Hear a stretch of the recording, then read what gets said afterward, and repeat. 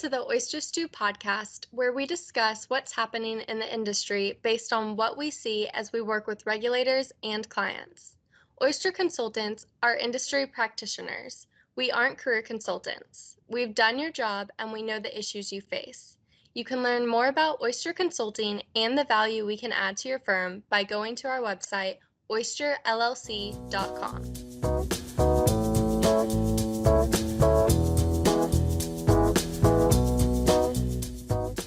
Hi everybody, I'm Buddy Doyle. I'm joined by Evan Rosser, and today we're here to talk about Reg BI. Evan, thank you so much for joining us today. It's good to have you. So I guess the big question of the day is, what are you observing as it relates to firms now that they've had Reg BI implemented for the last few months? Well, thank you, Buddy. Well, what we've seen is probably a little bit of what the SEC has seen. They recently had an update conference on this Form CRS and Reg BI.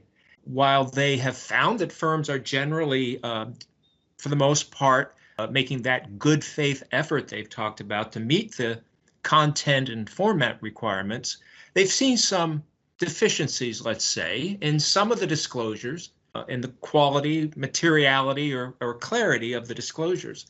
And this really goes back to something I know, Buddy, we talked about with our clients and firms during the run-up to Reg BI, during the preparation phase, is we really tried to impress people that this was not a one-and-done requirement. I know I had some concerns that once they finished the Reg BI, once they finished the Form CRS, I was afraid some of them thought they were finished. And they're not. This is an ongoing compliance obligation.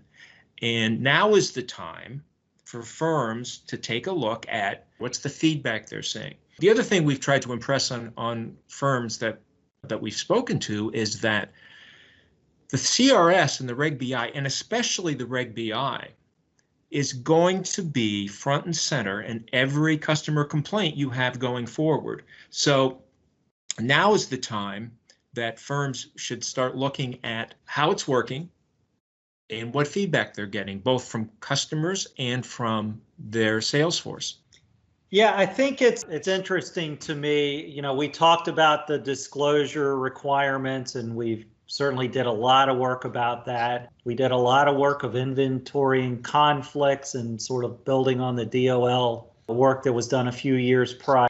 I think it's interesting. I haven't noticed a massive change in sales practices by organizations. We may not see that yet. It seems like everybody did a great job on disclosures, or an okay job, or they did what they did. I think most firms actually took the initiative to do training on Reg BI, at least so folks know what disclosures to deliver and when. But I haven't seen wholesale changes in the sales practices at this point, nor did we really expect to. But I don't know if you've seen a shift in products as a widespread thing or more of a niche. No, going forward, I think you're going to find firms are looking at their products mix, what they're offering, what their compensation is. Those kind of changes in their product mix takes a little time. I'm not surprised that firms didn't make those changes during the preparation for Reg BI. But going forward, the process has made them look at that. It's made them look at their mix of products. It's made them look at their compensation. And it wouldn't surprise me if going forward, there might be some of those changes as they look at some of the higher priced, lower performing products on their platform, as they look at where their revenue streams are and how that compensation measures up against other products and other firms.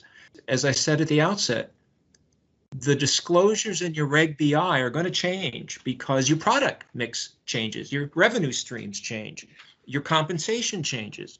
All of that needs to be updated on a regular basis for the Reg BI. So I think you will see some product changes as firms look at their mix of products and look at their disclosures.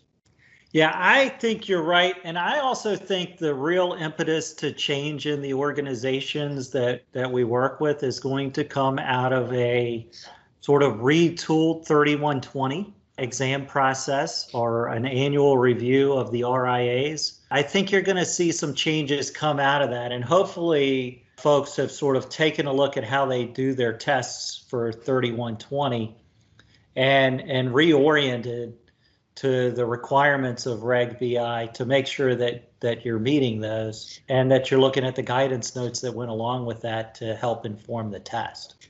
Yes, and clearly one of the obligations here from Reg BI is conflict, either elimination or mitigation. And firms have proposed and implemented conflict mitigation for some of the products, for some of the compensation. Now's the time to start looking whether that mitigation is working. And if it's not, well, then that's another reason why maybe some products might be dropped, some revenue streams might be adjusted. So it's really important that not only you have conflict mitigation procedures in place, but they're working, and you're testing them to make sure they work, and they really are addressing the conflict as you've identified that conflict in the Reg BI disclosures. Yeah, so I think that's going to lead not only to product changes, but compensation changes as well. And I think we saw some of that with the rule coming out, but we didn't see that widespread. But as most firms do every year, they're probably going through compensation planning now. Most firms at least look at, if not amend, their compensation plans on a routine basis, usually annually, usually on a calendar year basis. It'll be interesting to see firms that started their BI test before year end versus firms that sort of rolled to a March 31/20 date, which was the original 3012 requirement, and see if there are any changes coming. But we certainly did see some. We didn't see as much as I would have thought. No, probably not. And again, I think part of that is those kind of changes take time. They have to be rolled out slowly sometimes across the sales force and across the product mix that your firm works with. So they might be coming as they go forward. And I think they should reach out. I think firms should reach out to their financial professionals to see what kind of feedback, if any, they're getting from customers. What questions do they have as they use this? Are they, in fact, making sure that the client is getting the Reg BI disclosures when a recommendation is made? And these are the kind of things firms need to look at now, because that's what regulators are going to be looking at now. For firms that are capturing their client contacts in a CRM system, are they in there as they're supposed to be? And importantly, and one that might be overlooked by some firms, if you're a standalone broker-dealer, are your registered reps using the term advisor? These are the kind of things you should be looking at for compliance with all the provisions of Reg BI. Yeah, I tell you, this firms were kind of expecting, I think, Reg BI to be delayed. And I think a lot of the harder things to go through around changing your product mix and your compensation plans, I think just folks didn't see this really happening in the middle of this pandemic. The good news is you've had the opportunity to do your good faith effort to put your policies and procedures in place. I think the regulators have, at least from what they're saying, said good faith efforts are going to be rewarded. And I expect, Evan, to your point, that they're going to expect you to continue to evolve your business. I don't think they're going to be overly aggressive necessarily if it takes you to the end of the year to get a few things in place. Obviously, as you're doing your testing, if you notice anything out there that was not up to your new standards, certainly you'll want to fix those as quickly as you run across them. I think you'll get a lot of credit for that. But Evan, you're a former regulator. I am a former regulated. Sometimes I'm a little optimistic about those things, but does that seem similar to what you're hearing from the SEC and FINRA? Yeah, I think they are. And I think they are trying to adhere to that good faith effort. But another thing I've told the firms that I've worked with and I've spoken to is you might have some disagreements with the regulators on certain materiality decisions or that you've reached as far as the materiality of certain conflicts. You might have some disagreements with the regulators. They might have some thoughts on the clarity of your disclosures, for example. But the that you must have is accurate disclosures. You must make sure that they are accurate, because that, to me, falls outside good faith. You must make sure that the disclosures you make, those revenue streams, those compensation disclosures that you make around a recommendation must be accurate. I don't think you'll get much leeway if it is found that your disclosures are somehow not accurate. I've also heard from certain clients that have been examined a little criticism of the prominence of the disclosures. Yes, and we've seen that quite a bit. And that's another thing. Make sure that it is on your website. There are a couple of firms that I've spoken to recently that while they thought it was on their website, when they went to look, it wasn't there. And as you say, it has to be prominent. And while there's not a lot of guidance in the rule what prominent is, the regulators will look for that prominence with their own definition. So yes, make sure that it's both on the website and it's prominently displayed there. And also that as you open accounts, as you are making recommendations, that in fact, you're testing that these disclosures are in fact being made. They are getting to the customers.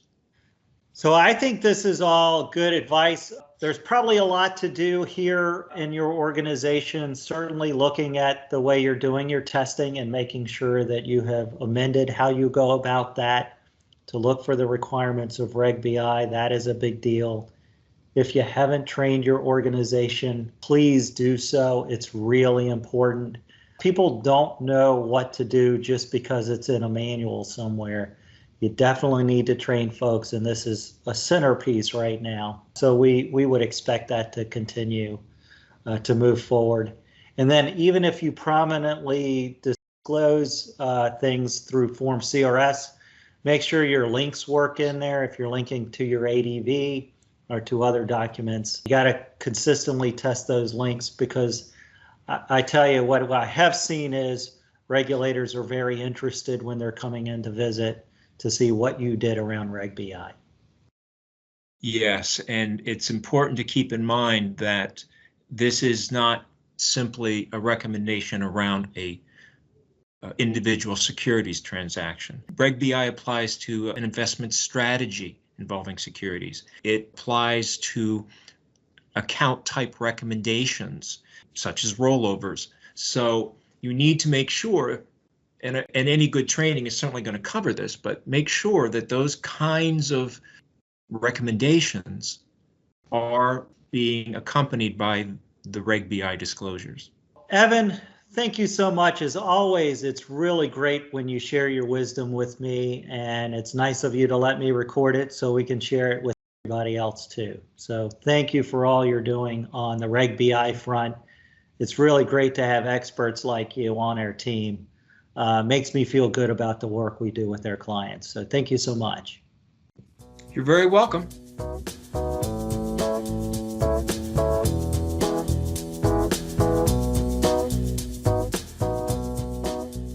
Thanks for listening. And if you like what you heard, make sure to follow the Oyster Stew podcast on whatever platform you listen to. If you'd like to learn how we can help firms start, run, protect, and grow their business, visit our website at oysterllc.com.